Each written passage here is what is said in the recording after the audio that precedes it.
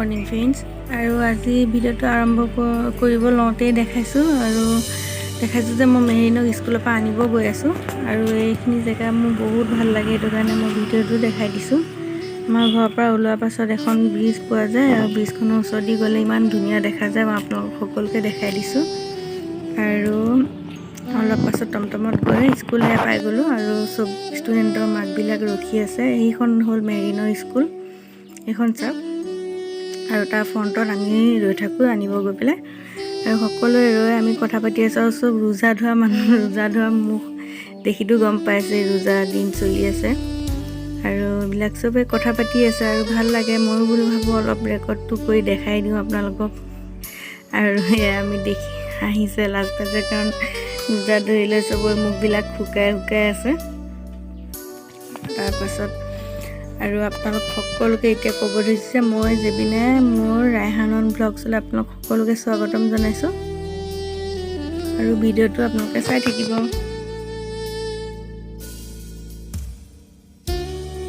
আৰু ভিডিঅ'টো আপোনালোকে শেষলৈকে চাই থাকিব, কাৰণ এতিয়া ছুটি দি দিলে। মই ধুমাধুমকৈ তাইক টমটমতে উঠাই লৈ আহিছোঁ।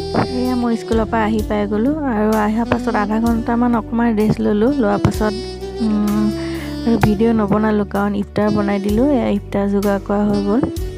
ইফতাৰ প্লেটে আমি বাঢ়ি ল'লোঁ আৰু এয়া তাই বাটাৰ দি খাব ৰুটি, আৰু আমি নাস্তা পাতি চব বাঢ়ি লৈছোঁ। দেখিছে আপোনালোকে, এইবিলাক ফল মূলবিলাকো কাটি থালিত থৈ দিছোঁ আৰু চৰ্বত লৈ দিলোঁ, কাৰণ বনোৱাটো মই দেখাব নহ'লগৈ, বহুত খৰধৰ লাগি যায়, সেইটো কাৰণে।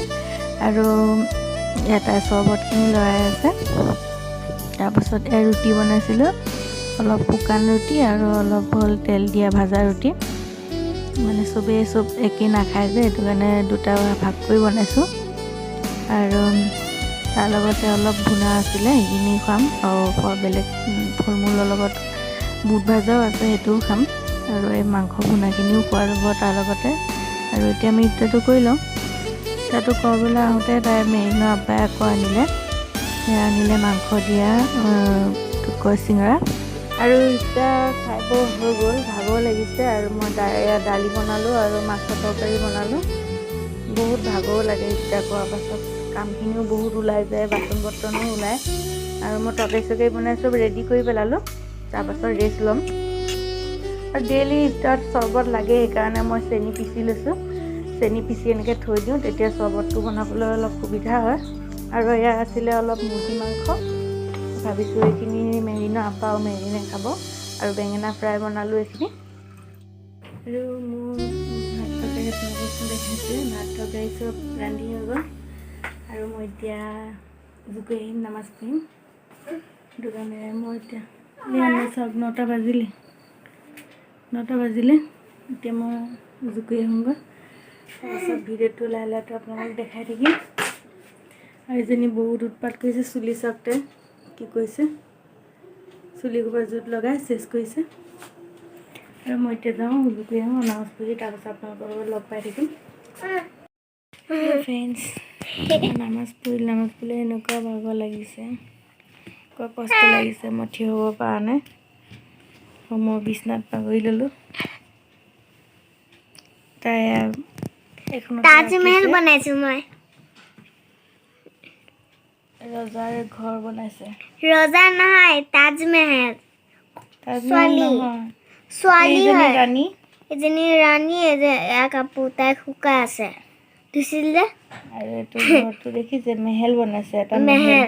আৰু এইকেইটা গোটেইকেইটা চৰাই আৰু এটা এনেকুৱা যে এনেকুৱা দি দিছে যে, এইবিলাক ৰ'দ। মেহেলটো কেনেকুৱা ধুনীয়া হৈছে ন। আৰু এইকেইটা পানী যে সেইকাৰণে ব্ৰিজ বনাই দিছে। ব্ৰিজটোৱে কি কয় নহয়, দলং কয়। দলংটোকে ব্ৰিজে ক'ব পাৰে। নামাজ পঢ়ি থাকোঁতে তাই আঁকি আছিলে। আৰু ইয়াত কিমান গাল চৰাই দেখিছে, কিমান গাল চৰাই। এতিয়া মই চেপা বনাম। আজি বেলেগ পাচলি ইমান নাই, চব্জি সেইকেইটা চেপা ধুই লৈছোঁ ধুনীয়াকৈ। আৰু ইয়াত নহৰু আৰু শুকান জলকীয়া মই মিক্সাৰত মাৰি লৈছোঁ, অলপ পানী দি দিছোঁ, কাৰণ মছলা দি দিম। আৰু ইমানখিনি পিঁয়াজ মই কাটি লৈছোঁ। পিঁয়াজ কম দিলেও হয়, যোনে যিমান দিয়ে, মই অলপেই দিছোঁ। সৰু পিঁয়াজ এটা দিছোঁ আৰু এই আলু আৰু সৰু সৰু বগা বেঙেনাটো যে এইটো বেঙেনা কাটি ল'লোঁ। আৰু এইটো মই কেৰাহীটো গৰম কৰিছিলোঁ, তেল অলপ দি দিছোঁ। এতিয়া মই দেখাম বাৰু আপোনালোকক। তাৰপাছত এইখিনি হ'ল সৰু সৰু মৰিচা যে পুলি মৰিচা ঠাৰি পাতখিনি বেলেগ বনাই খালোঁ মানে। আৰু এতিয়া এইখিনি দেখালোঁ, পানী পৰি গ'ল মানে, সেইটো কাৰণে মই দেখাব নোৱাৰিলোঁ, এতিয়া দেখাই দিছোঁ। গেছটো জ্বলাই ল'লোঁ আৰু কেৰাহীটো গৰম হ'ল কাৰণে মই তেলখিনি দিয়ে দিলোঁ তাতে। তাৰপাছত এতিয়া মই পিঁয়াজ দি দিম। মোবাইলটো ৰাখিব অসুবিধা হৈ গৈছে, গতিকে মই দেখাই আছোঁ। পিঁয়াজখিনি দি দিছোঁ মই, তেলটো গৰম হৈ গ'ল, সেইটো কাৰণে পিঁয়াজখিনি দি এতিয়া গোটেইখিনি পিঁয়াজ নহৰু চব দি দিয়া গৈছে লগতে। দি পেলাই মই অলপ পানী দি দিছোঁ, কাৰণ তেলটোতো বেছি নালাগে আৰু সেইটো কাৰণে শুকাই গৈ আছে। অলপ পানী দি পেলাই অলপ লৰাই আছিলোঁ। এতিয়া মই দিম নিমখ, আৰু নিমখটো সোৱাদ অনুসৰি দিলেই হ'ল, যোনে যিমান কম বেছি খায় তৰকাৰীত। আৰু এতিয়া দিম হালধি গুড়ি, আৰু হালধি গুড়ি জোখমতে দিলেই হ'ল। হালধি গুড়ি দিয়া জলকীয়া গুড়ি, আৰু এতিয়া আমি জলকীয়া গুড়ি দিলোঁ। কিছুমানে জ্বলা কম খায়, কিছুমানে বেছি খায়, আমি অলপ বেছিয়ে খাওঁ। আমাৰ ঘৰত চবেই বেছি খায়, সেইটো কাৰণে অলপ বেছিকৈ দিছোঁ। দি লৈ আমি অলপ কমকৈ জিৰা গুড়ি দিছোঁ, আৰু ইয়াত এইখিনি তেলত ধুনীয়াকৈ ভাজি ল'ম। তেলটোতো চেপাত কমেই দিব লাগে, শুকান মাছ চেপাত, সেইকাৰণে কমাই দিছোঁ, কাৰণ আমাৰ ঘৰৰ মানুহে বেছি দিলে ভাল নাপায়, সেইটো কাৰণে কমাই দিয়া হৈছে। এতিয়া অলপ সময় ভাজাৰ পাছত চেপাখিনি দি দিলোঁ। চেপাখিনি দি অলপ ভালকৈ লৰাই দিব লাগিব, যাতে চেপাটো সিজি ভাঙি যায়। আৰু তাৰপাছত অলপ পানীও দিব লাগিব। এতিয়া অলপ সময় লৰাই লৈছোঁ বাৰু। কোনে কোনে ভাল পায় মোক জনাবচোন কমেণ্টত, চেপা এনেকৈ বনাই খায়। মই কিন্তু আগতে খোৱা নাছিলোঁ, এতিয়া নতুনকৈ খোৱা হৈছোঁ, সেইটো কাৰণে মই বহুত বেছি ভাল পাওঁ। বহুত বছৰ নোখোৱাকৈ আছিলোঁ, এতিয়া নতুনকৈ শিকিছোঁ, সেইটো কাৰণে মই বহুত ভাল পাওঁ। আৰু এইটো পানী অলপ দি দিছোঁ, কাৰণ শুকাই গ'লে আকৌ তলত লাগি যাব।